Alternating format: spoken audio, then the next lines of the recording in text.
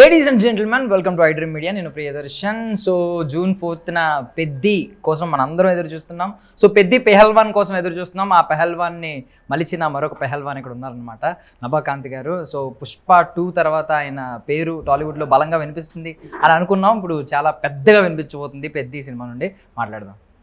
Hi భయ్యా, బాగున్నారా? బాగున్నాను. ఫస్ట్ ఆఫ్ ఆల్ ఏంటి ఈ అటైర్ ఏంటి? ఎప్పుడు ఇలాగే ఉంటారా? ఇలానే ఉంటారు.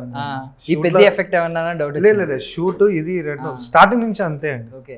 సో అది ఫస్ట్ ఆ పోస్టర్ నుంచి మొదలు పెడతాను. హనుమంతుల వారిలాగా గద పట్టుకుని ఆ బాడీ బిల్డింగ్తో ఉన్నారు కదా, తోక ఒకటే తక్కువైంది నిజం చెప్పాలంటే. అలాంటి స్టాట్యూలే ఉంటాయి మనకి ఎక్కడ హనుమంతు వాళ్ళని చూసినా. ఈరోజు మీరు హనుమాన్ బొట్టు కూడా పెట్టుకుని వచ్చారు. అదేమన్నా మీ పర్సనల్ ఇంట్రెస్ట్ ఏమైనా యాడ్ అయిందా ఆ ఫైట్ సీక్వెన్స్లో?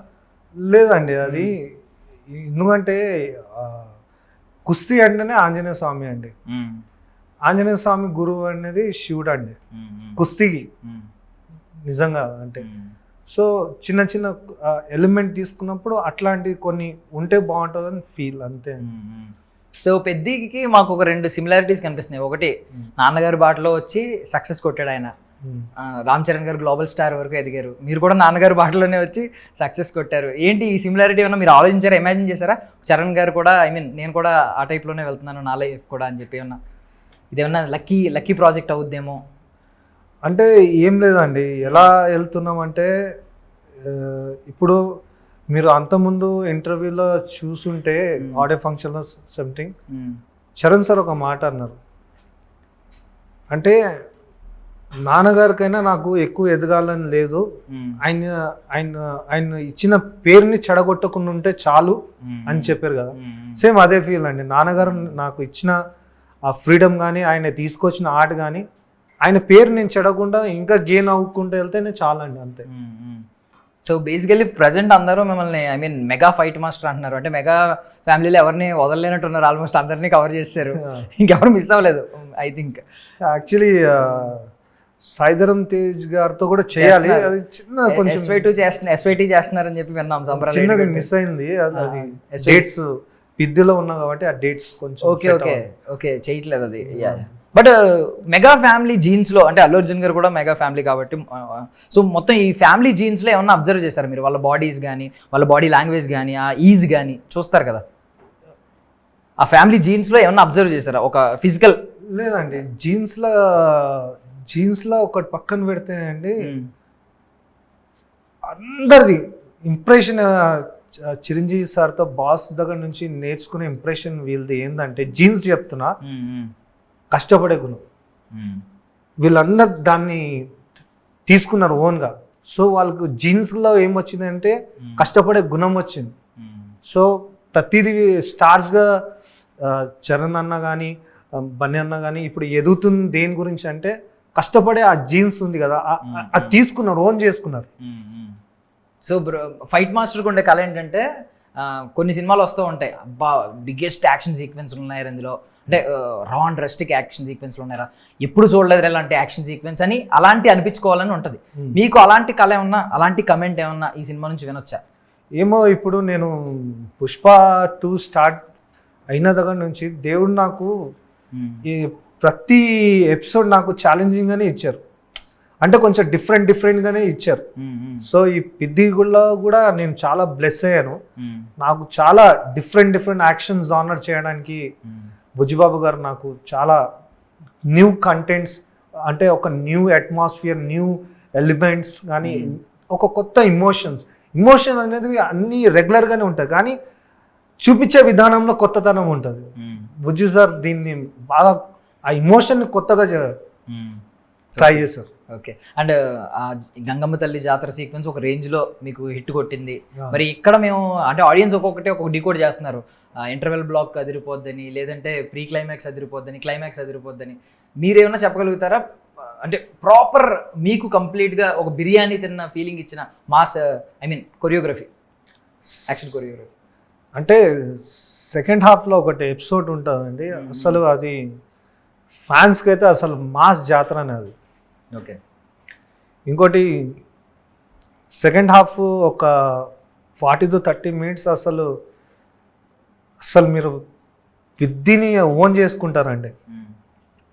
అసలు చెప్పాలంటే విద్య స్టార్టింగ్ నుంచి ఎండింగ్ వరకు అసలు విద్యే. సో బుచ్చిబాబు గారు అంటే మాకు లాస్ట్ ఒక్క సినిమా చేసిన మేము అబ్జర్వ్ చేసింది ఏంటంటే ఎమోషనల్గా ఆయన ఎమోషన్స్ పట్టుకోవడంలో మంచి దిట్టానే అర్థమైంది. బట్ ఎమోషన్స్కి యాక్షన్స్కి లింక్ పెడితే ఎమోషన్స్కి యాక్షన్ ఎలా హెల్ప్ అవుద్ది, మీ యాక్షన్ ఎలా హెల్ప్ అవుతుంది అనుకుంటున్నారు? ఇమోషన్ లేనిది యాక్షన్ లేదండి. ఫస్ట్ ఆఫ్ ఆల్ ఇమోషన్కి యాక్షన్కి చాలా అంటే ఒక మదర్కి తల్లికి ఎంత ఉంటుందో ఒక ప్రేమ ఫీలింగ్, ఇమోషన్ ఫీలింగ్, అదే ఇమోషన్కి ఒక యాక్షన్కి ఆ ఫీలింగ్స్ ఉందండి.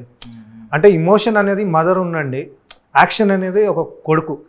అంటే ఒక మదర్ బాధపడే దానికి ఒక యాక్షన్ తోడైతే ఎలా ఉంటుందో సేమ్ ఇమోషనే ఎంత స్ట్రాంగ్గా ఒక డైరెక్టర్, ఒక స్టంట్ డైరెక్టర్ మీద ఇస్తే ఒక స్టంట్ డైరెక్టర్ కూడా అంత ఇమోషన్గా యాక్షన్ డెలివరీ చేయగలుగుతారండి. ప్రతి యాక్షన్ సీక్వెన్స్ మీకు ప్రతిదీ ఇమోషన్గా ఉంటుందండి.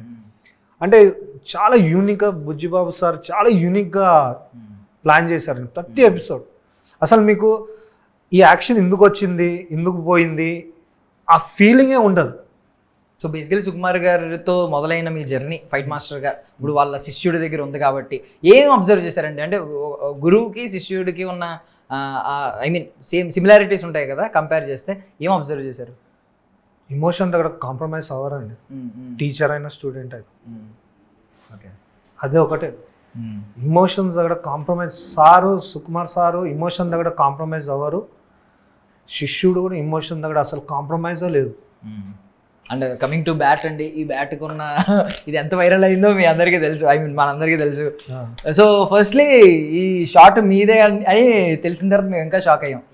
ఇంత ఇంప్రెస్ చేసిన ఈ షాట్ చరణ్ గారు ఆ బ్యాటింగ్ స్టైల్ చూసి ఎందుకు వచ్చింది, అది ఎలా క్రియేట్ అయింది? అది నేల మీద కొట్టి ఇప్పుడు నార్మల్గా మన ఇప్పుడు ఇంటి దగ్గర చూడండి, చిన్నపిల్లలు కొంచెం మాస్ అంటే గల్లీస్లా మాస్ ఏరియాస్లా వాళ్ళు బ్యాటింగ్ ఆడే స్టైల్ చూడండి.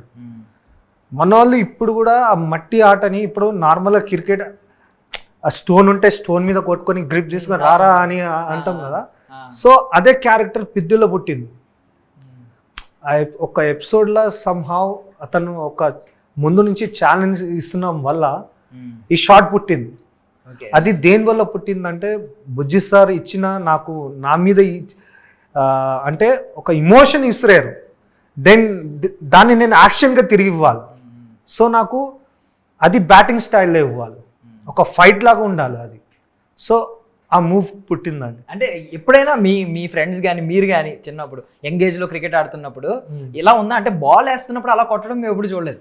మీరు చెప్పినట్లు గ్రిప్ కోసం ఎలా కొట్టడం, బ్యాట్ ఇది ఊడిపోకుండా కొట్టడం, ఇలాంటివన్నీ మన ఊర్లలో చేసేవారు విలేజెస్లో. బట్ బాల్ పడుతున్న టైంలో కొట్టడం అనేది అసలు అది ఎలా పుట్టిందంటే నాకు ఫస్ట్ హాఫ్ ఎక్స్ప్లెయిన్ చేస్తున్నప్పుడు పిద్ది క్యారెక్టర్ ఇట్లా అండి అన్న.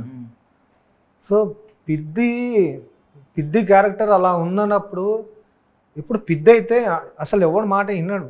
ఫస్ట్ ఆఫ్ ఆల్ మనమే రైట్ అన్నప్పుడు ఆ టైంలో ఒక యాటిట్యూడ్గా కొడతారు కదా, ఆ యాటిట్యూడ్ ఆ క్యారెక్టర్ ఇచ్చింది. బాల్ రాని ఏమైంది దానిలో ఆ ఫీల్ ఆ క్యారెక్టర్ ఇచ్చింది. ఈవెన్ చికరీ సాంగ్ లో కూడా సేమ్ ఆ గెస్చర్ వాడారు, హీరోయిన్ వెనకాల వెళ్తూ కూడా అద్భుతం. క్రికెట్ లో కూడా ఇంకేమన్నా ఇంకా ఉన్నాయా బయటపడిన ఆనుమత్యాలు? ఇంకా వెరీ ఇంట్రొడక్షన్ లో ఒక బ్యాట్ పట్టుకునే విధానం ఉంటది, అది అందరినీ సర్ప్రైజ్ చేస్తుందండి. ఓకే, అంటే ఒకటి చూసి మేము నడుచుకుంటూ వచ్చి కాళ్ళని ఎలా తంతే సంథింగ్ బ్యాట్ పట్టుకుని ఇది చూసాం. అది ఇంకా ఉంది ఇంట్రడక్షన్ లో ఉంటది.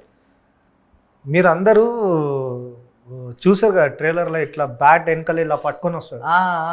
ఓకే, కానీ ఆ బ్యాట్ని వెనకాల ఎలా పట్టుకున్నాడు అనేది మీరు చూడలా, అది యాక్షన్లో వస్తుంది. ఓకే, దాన్ని ఎలా పట్టుకుంటాడు, ఇలా ఎలా పెట్టుకుంటాడు అనేది దాంట్లో ఉంది ఇంట్రొడక్షన్. ఓకే, అది మీకు దీనికన్నా ఎక్కువ బ్లాస్ట్గా అనిపిస్తుంది మీకు. చిన్నపిల్లలు ఇంకా దాన్ని ఇప్పుడు యూత్ గల్లీస్లో ఆడే యూత్స్ ఉన్నారు కదా, వాళ్ళు వాడతారండి. మన మాస్ పీపుల్స్ ఉన్నారు కదా, వాళ్ళు వాడతారు. అది చూడండి మీరు, డెఫినెట్గా వైరల్ అవుతుంది.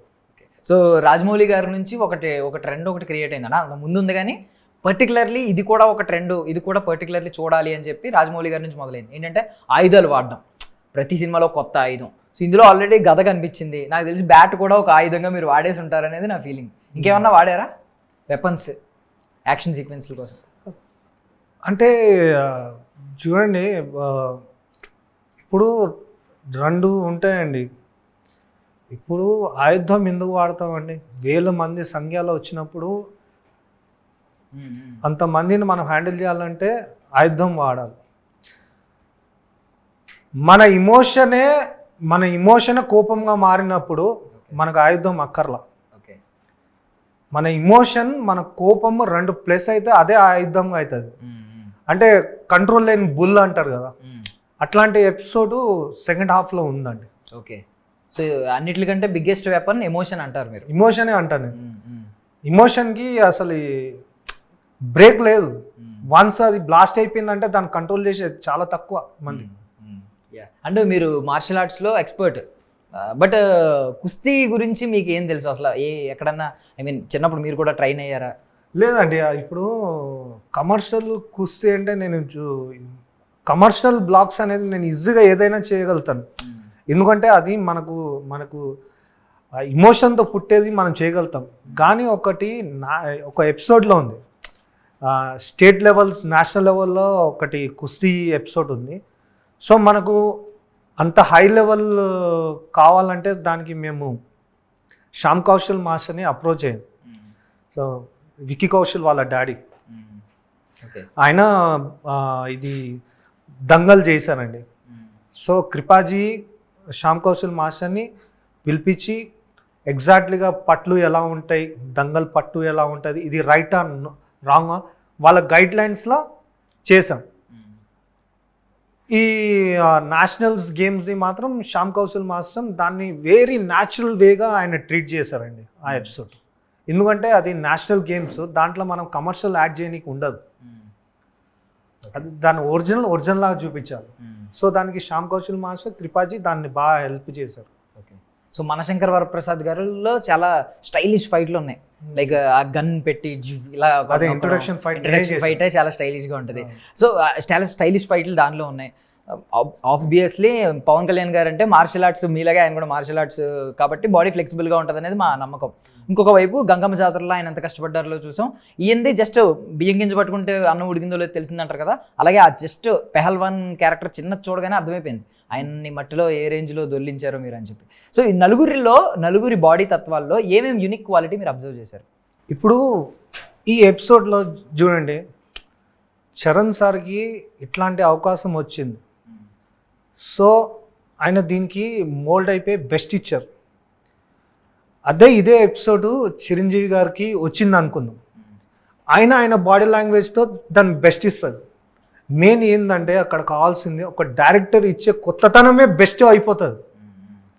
అది మనం అంటాం కదా, ఇది యూనిక్, అది కాదు. డైరెక్టర్ ఏ థాట్తో కొత్తగా వెళ్తే అదే యూనిక్ అయిపోతుంది, అదే ఫ్లెక్సిబిలిటీ మారిపోతుంది, అదే బాడీ లాంగ్వేజ్ మారిపోతుంది. మెయిన్ ఐడియాస్, కొత్త ఐడియాస్తో వచ్చారంటే డెఫినెట్లీ ఏ హీరో అయినా చేయగలుగుతారండి. అండ్ పెద్ది పెహల్వాన్ ఎప్పుడైతే ఆ షర్ట్ ఇప్పి ఆ లుక్లో బయటకు వచ్చారో మీరేమనుకున్నారు ఒకసారి చరణ్ గారిని అలా చూడగానే షర్ట్లెస్గా? ఫస్ట్ అయితే ఆయన చిన్నది కప్పుకొని వచ్చారు, టవల్ సంథింగ్ కప్పుకొని వచ్చారు. ఎడిట్ ఒక పహల్వాన్ రెడీగా షూట్, ఆయన ఆపోజిట్గా ఉన్నాం, కొంచెం గట్టిగా అనిపిస్తున్నాడు. సార్ని చూస్తున్నాము, కొంచెం ఏంటి సార్ కొంచెం పంప్ అయితే బాగుంటుందని ఆ ఫీల్తో ఉన్నాం. కానీ ఇలా అన్నగానే ఆ కట్స్ ముందు ఆ పహల్వాన్ చిన్నగా అనిపించేసిండు. అసలు ఎక్కడ కట్స్, ప్యాక్స్, రిప్స్, అవి ఆర్మ్స్, అసలు చెప్పాలంటే మన దగ్గర ఉన్న హీరోస్లో బిగ్గెస్ట్ ఆర్మ్స్ అంటారండి చరణ్ సార్దే. నైస్ అండి, నైస్. అండ్ మోస్ట్లీ ఇప్పుడు పెద్ద హీరోస్ని అందరినీ హ్యాండిల్ చేస్తారు. నెక్స్ట్ సల్మాన్ ఖాన్ గారిని కూడా హ్యాండిల్ చేస్తున్నారని విన్నాం. దేవుడి దయ వల్ల అది సక్సెస్ అయితే ఇంకా మంచి. యాక్చువల్లీ నేను స్టంట్ మ్యాన్గా ఉన్నప్పటి నుంచే వంశీ సార్తో మంచి అంటే ఎంకరేజ్మెంట్ బాగా చేస్తారండి. మా టీంని కానీ రామలక్ష్మణ్ మాస్టర్ దగ్గర టీం అంటే వన్స్ అపాన్ టైమ్ ఇలా అన్న మాస్టర్లే నవకాంత్ బాగా చేశాడు ఇది అంటే ఆయన పక్కన నుంచి అన్నారు, నవకాంత్ కాదు, నవకాంత్తో పాటు ఉన్న టీం అందరు మంచిగా చేశారు, టీం మొత్తం వర్క్ చేసింది. అంటే ఆయనకి ఏంటంటే ఒక్కడితో సాధ్యం కాదు, అందరు కలిస్తేనే సాధ్యం అనేది వంశీ సార్ అప్పటి నుంచి. సో ఆ మైండ్లో పెట్టుకొని నేను చెప్పాను, సార్ పుష్ప 2 ఇలా చేశానంటే వెరీ గుడ్ నవకాంత్ అని మెసేజ్ పెట్టారు. కానీ ఇంత తొందరగా ఆయన దగ్గర నుంచి ఇలా ఇంత పెద్ద స్టార్ది కాల్ రావడం అనేది ఆయన ఇప్పుడు కూడా గుర్తుపెట్టుకున్నారంటే థ్యాంక్ఫుల్ అనుకుంటున్నాను sir. Yeah, last time Shahrukh Khan గారు అట్లీ గారు నమ్ముకున్నారు, సౌత్ బిగ్ బ్లాక్ బస్టర్ కొట్టారు జవాన్తో. సో ఇప్పుడు అందరూ ఏంటంటే సౌత్ డైరెక్టర్స్ని, సౌత్ ఫైట్ మాస్టర్స్ని, మొత్తం సౌత్ మీద ఒక లుక్ ఉంది, ఈవెన్ బాలీవుడ్ హీరోలకు కూడా. సల్మాన్ ఖాన్ గారు కూడా చాలా రోజుల నుంచి ఆయన క్రేజియస్ట్ ప్రాజెక్ట్ కోసం వెయిట్ చేస్తున్నారు. మీరేం ఎక్స్పెక్ట్ చేస్తున్నారు? బికాజ్ మళ్ళీ రీలాంచ్ అవుతున్నట్టు ఒక పెద్ద సినిమాతో అది మీరు అంటున్నారు కదా, అంత హీరోస్ మన వైపు వస్తున్నారు ఇది అని. మనలో ఉన్న మన అంటే సౌత్ సైడ్లో ఉన్న ఏంటంటే మనం ఇమోషన్స్ మర్చిపోవండి. మన అమ్మ నాన్న ప్రేమ, ఆ లవ్స్ కానీ, మన దేవుణ్ణి భావించే తత్వం కానీ, ఏదైనా మనలో భక్తి కానీ, ఆ ఇమోషన్, ఆ గ్రౌండ్ నుంచి వచ్చే ఫీల్, ఇమోషన్ అది మన దగ్గర ఎక్కువ ఉంది కాబట్టి సో దేర్ ఆర్ టర్న్స్ మన వైపు తిరిగారు. ఇప్పుడు మీరు చెప్పారు కదా షారుఖ్ ఖాన్తో, యాక్చువల్లీ షారుఖ్ ఖాన్తో నేను కింగ్ మూవీ చేయాలి, కానీ డేట్స్ పిద్దిలో ఉన్న వల్ల చేయలేకపోయాను నేను. ఓకే, సో పెద్ద సినిమా కోసం చాలా డేట్స్ సాక్రిఫైస్ చేశారు. చాలా మేబీ ఆల్ సూర్య సార్ది, తలపతి విజయ్ సార్ది, మోహన్ లాల్ గారిది, షారుఖ్ ఖాన్ది, టైగర్ ష్రాఫ్ది, ఆల్మోస్ట్ చాలా పిద్ది గురించి ఇన్ని సినిమాలు, కొంచెం 5-6 సినిమాస్ అంతా. అంటే మీరు అంత వర్త్ సినిమా ఇదని ఫీల్ అవుతున్నారు? బికాజ్ ఇన్ని ప్రాజెక్టులు ఎదుర్కోవడం అంటే తక్కువ విషయం కాదు. అంటే ఈ 5 సినిమాలు వదిలేసిన నాకు వచ్చిన దీంట్లో 3 సీక్వెన్స్ అది ఏ లెవెల్లో ఉంటుంది నాకు అంత కాన్ఫిడెంట్ లెవెల్ ఉంది. అది ఇంకోటి సినిమా నాకు ఇయ్యద్దని నాకు తెలిసిపోయింది. నైస్. సో బాలీవుడ్ సర్ప్రైజ్ అయ్యేలా నెక్స్ట్ మరి సల్మాన్ ఖాన్ గారికి ఏం ప్లాన్ చేస్తున్నారు? ఏమన్నా ప్రీ గ్లిమ్స్ అంటారు కదా, చిన్న గ్లిమ్స్ వదలండి. యాక్చువల్లీ అది కూడా నేను నా సైడ్ నుంచి బెస్ట్. ఎప్పుడు అందరు అంటున్నారు కదా సల్మాన్ భాయ్ని కరెక్ట్గా చూపించట్లేదు, మేము అనుకున్నట్టు చూపించట్లేదు అంటే, ఫస్ట్ ఆఫ్ ఆల్ అంటే సల్మాన్ భాయ్ని ఆయన బాడీ లాంగ్వేజ్ని అందరు దాన్ని పట్టుకుని కూర్చుంటున్నారు. కానీ సల్మాన్ భాయ్ ఆ క్యారెక్టర్ ఇచ్చిన క్యారెక్టర్ ఏందనేది దాన్ని పట్టుకొని మనం కొత్తది వెళ్తే బెస్ట్. ఫస్ట్ ఆఫ్ ఆల్ ఆయన సల్మాన్ భాయ్ గుద్దుతే అట్లా వెళ్ళిపోతారు, అవన్నీ మర్చిపోతే ఒక కొత్త జానర్ మనం తీసుకెళ్తే, అంతకుముందు ఆయన చేసిన గుద్దుతే అది కాకుండా కొంచెం కొత్తగా వెళ్తే డెఫినెట్లీ ఇట్స్ వర్క్ అని నా ఫీలింగ్ అండి. ఓకే, సో కొత్తగా చూపించబోతున్నారు. ఎందుకంటే ఇప్పుడు రెగ్యులర్ ఫైట్ ఇప్పుడు అయిపోయింది దాని ట్రెండ్. అక్కడ థియేటర్లో కూర్చున్న ఆడియన్స్ 1 day 2 days చెప్పేస్తున్నారు ఏది వర్క్ అవుతుందో ఏది వర్క్ అవుతుంది. సో యాక్షన్లో డిఫరెంట్ ఉండాలండి మెయిన్, అది ఓన్లీ డైరెక్టర్ సైడ్ నుంచే వస్తుంది. అండ్ పెద్ద హీరోస్ని హ్యాండిల్ చేసినప్పుడు వాళ్ళ మీద చిన్న ఘాటు కూడా చిన్నది పడకూడదు అనేది మీ first precaution, first priority. So ఆ విషయంలో ఏం చేస్తూ ఉంటారు అంటే 100% మేము 4-10 సార్లు చూస్తాం, అన్ని చేస్తాం, ఇది చేస్తాం. ఆయన వచ్చి కొన్ని రిహార్సల్ చేస్తారు, పర్ఫెక్ట్గా ఉంటాయి. సమ్ హౌ వాళ్ళు ఎప్పుడంటే క్యారెక్టర్లో వెళ్ళిపోయిన తర్వాత మేము లిమిట్ అంటాం, కొంచెం ఈ లిమిట్ కన్నా ఎక్కువ వెళ్ళకండి, ఫోర్స్ చేయకండి అని అంటాం. సమ్ హౌ ఆ క్యారెక్టర్ లేనప్పుడు ఆ స్పీడ్ వల్ల చిన్న జరుగుతాయి. అవి మన చేతిలో ఉండవండి. ఒకసారి వాళ్ళ క్యారెక్టర్లు దిగిన తర్వాత వాళ్ళు దాంట్లో ఉండిపోతారు. సో సమ్హౌ దానివల్ల జరుగుతాయి చిన్న మిస్టేక్స్. అండ్ చరణ్ గారి గురించి మెయిన్లీ ఒక క్వశ్చన్ అడుగుతున్నాను. ఆయన బాడీ లాంగ్వేజ్లో ఎవరు ఇప్పటిదాకా వాడుకోలేనిది ఏదైనా మీరు వాడుకున్నారా?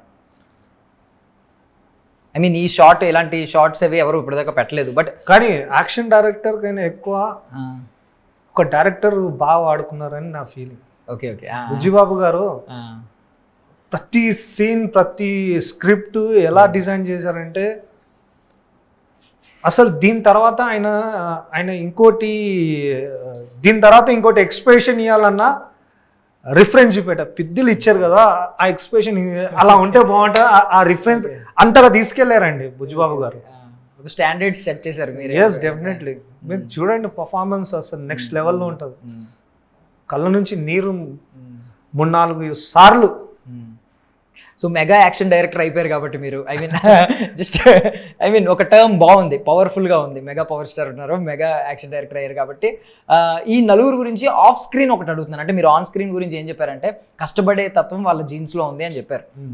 నలుగురితో మీరు చేసిన నలుగురితో ఆఫ్ స్క్రీన్లో వాళ్ళ వ్యక్తిత్వం గురించి ఏం చెప్తారు? ఒక్కొక్కరు ఐ మీన్ ఒక్కొక్క పాయింట్ చెప్తూ ఉంటారు కదా. చూడండి, ఫస్ట్ చిరంజీవి సార్ గురించి చెప్తానండి. ఏ టైం చెప్తే విత్ మేకప్ విత్ కాస్ట్యూమ్ ఉంటారండి.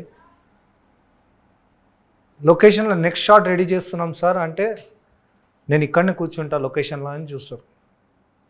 కూర్చొని ఉండి షాట్ రెడీ అవుతుంది, పిలిచేద్దాం అన్న టైంకి ఆ సార్ని పిలిచే ఆయన వచ్చేస్తారు. ఆల్రెడీ ఆయన కూర్చొని ఆ మూవ్స్ని 10 సార్లు ఆయన బ్రెయిన్ ఎక్కించుకున్నారు.